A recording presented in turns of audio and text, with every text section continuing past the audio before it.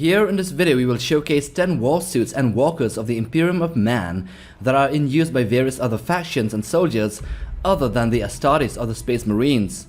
And if you want to know the mechas and warsuits of the Astartes, then check out our channel. We have already done a video on that. Anyway, let's get to it. Number 1. The Paragon warsuits.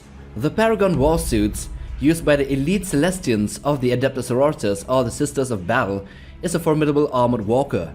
These privileged few are granted the honor of piloting these war engines, which require immense faith and skill to control effectively. The warsuits are equipped with heavy firepower and massive close combat weapons, making them capable of taking on large foes and emerging victorious. The machine spirits within the warsuits trust only the purest Sisters of Battle and are challenging to tame. However, once a successful union is formed, the pilot can navigate through enemy fire and engage formidable adversaries. The warsuits possess complex maneuvering capabilities and rival the firepower of Space Marine Dreadnoughts. They are armed with a variety of weapons, including a heavy bolter, heavy flamer or multi-melter on the left arm, and twin grenade launchers or storm bolters on the shoulders. The right arm wields either a large Paragon warblade or a Paragon war mace. Number 2. The Scout Sentinel Walker. These are agile bipedal vehicles equipped with articulated legs, allowing them to maneuver in dense environments and achieve bursts of speeds. They are fitted with advanced gyro stabilizers for improved balance and noise reduction technology for stealthy operations. While not as fast as wheeled vehicles, these are still capable of running like humans.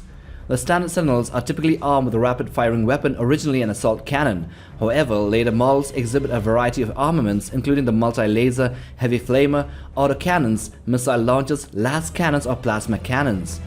Sentinels can be further customized and improved with additions like camo netting, searchlights, smoke launchers or hunter-killer missiles. Operating ahead of the main Imperial force, Sentinels often function autonomously in squads of 1 to 3 or as a part of a larger recon troop. Pilots are granted a certain level of initiative in carrying out their orders due to their invaluable scouting support. Number 3. The Armored Sentinel Walker. So the Armored Sentinel is a heavily armored variant of the Scout Walker. It is a versatile bipedal vehicle used by the Astra Militarum for patrolling rough terrain and providing rapid response firepower. These vehicles are modified with additional protective paneling, making them ideal for frontline hunting missions. Armored Sentinels excel at engaging vehicles, fortified bunkers, and monstrous Xenos creatures in dense war zones. This Sentinel is equipped with weapons such as an autocannon, a heavy flamer, missile launchers, multi-lasers, or plasma cannons. For enhanced melee capability, they also possess a Sentinel chainsaw, while an optional hunter-killer missile provides extra firepower. Number 4. The Iron Strider Ballisterius. These are strange walkers of the Skitarii armies. The Iron Strider Ballistari are gyroscopically balanced mobile artillery platforms utilized and equipped with downlinks that grant them extensive knowledge about their enemies, ensuring deadly accuracy.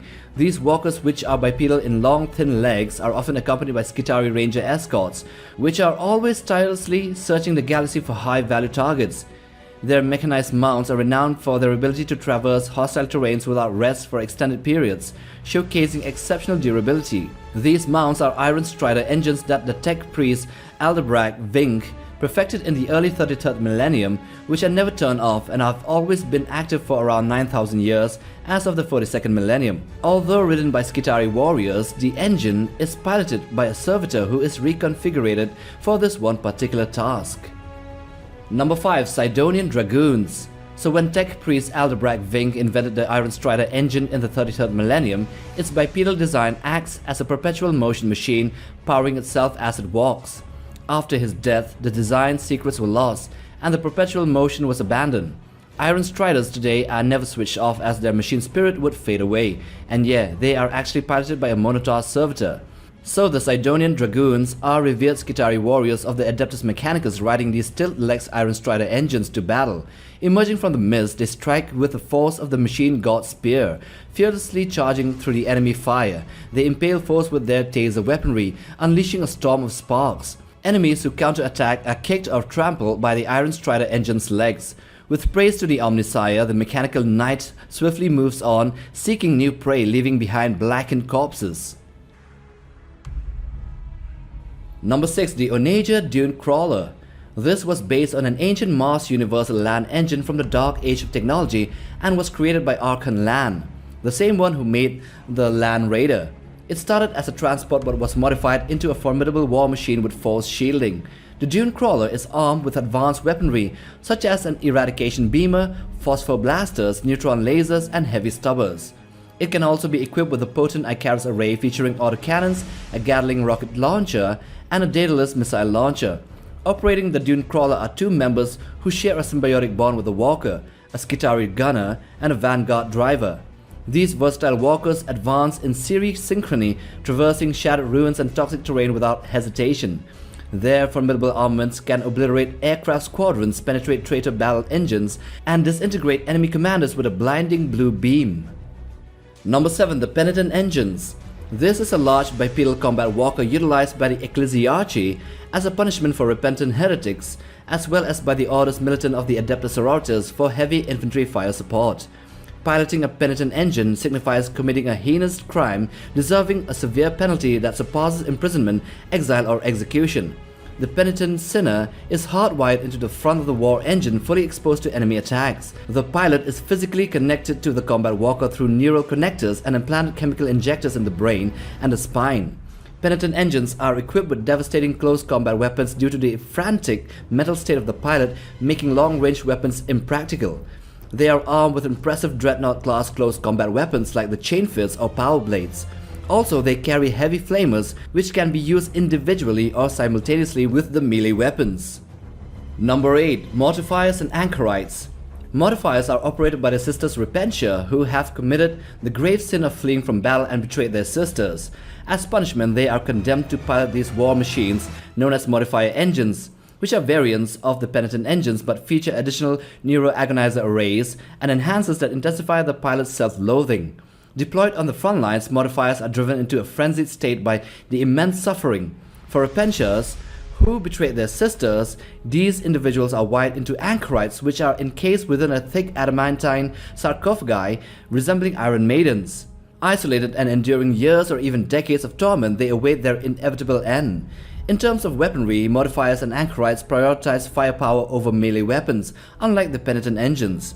They are typically armed with a heavy bolter or a heavy flamer and equipped with flails or buzzsaws for short-range attacks. Number 9. The Telemon Dreadnought. While the Dreadnoughts are almost always associated with the Astartes, there are variants of it that are used by the Custodes as well. And the Custodian Guards are not Space Marines, mind you. These Dreadnoughts, known as Telemons, are uniquely crafted with auramite alloy armor plates instead of ceramite material. Due to the labor and resources involved in their creation, the Custodes only have a limited number of these Dreadnoughts, each assigned to protect specific targets with unwavering dedication. The scarcity of these machines can be attributed in part to the fact that each one contains at least one plate personally crafted by the Emperor himself. The Telemon Dreadnoughts are equipped with an Arachnus Storm Cannon in one hand and a Caestus, which is a power fist, and a plasma projector all-in-one in the other hand. They also feature chassis-mounted bolt launchers. And number 10. The Contemptor, Galatus, and Achilles Dreadnoughts. Yes, there are also Dreadnought patterns that were initially developed for the firstborn Astartes, which have variants that can fit Custodes as well. These are the Contemptor, Galatus, and Achilles Dreadnoughts. So during the Horus Heresy, the most used Dreadnought of the Custodes were the Contemptor Achilles. The primary weapon of the Achilles was a formidable Dread Spear, a weapon similar in design to the Custodes' Guardian Spear, but a bit larger. Additionally, it was armed with two wrist-mounted storm bolters, incinerators as well, or Adratic Destructors. The primary role of the Galatus, on the other hand, is to serve as an anchor for a Legio Custodes battle line. Wielding a massive Galatus warblade with an integrated twin Ling Infernus incinerator, it can do a hell lot of damage. Furthermore, it is equipped with an enlarged version of the Custodes' Presidium Shield. With its durable armor and refractive field, the Contemptor Galatus and the Achilles can withstand heavy assaults and still battle at 100%. So I hope you have enjoyed watching this video. And I do know that many of you haven't subscribed yet, so just click that button there and smash that notification icon for regular updates. Also, if you want to watch another video, here's the end screen over here. And also we have a lot more material on Warhammer 40K in our channel, so do check it out. Anyway, take care boys.